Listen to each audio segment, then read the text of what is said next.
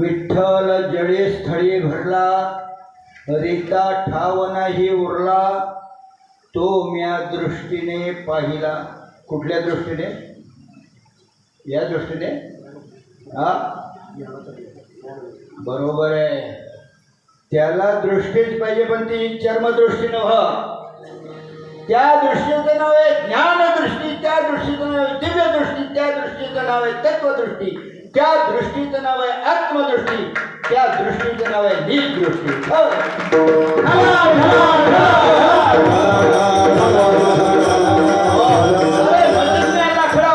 खाली पड़ा एक रखे जल से, उसमें भी मेरा अल्लाह से एका जनार्दन का मदना जमीन आसमान भरा है खुदा. देव नटला नाना परी, देव नटला नाना परी,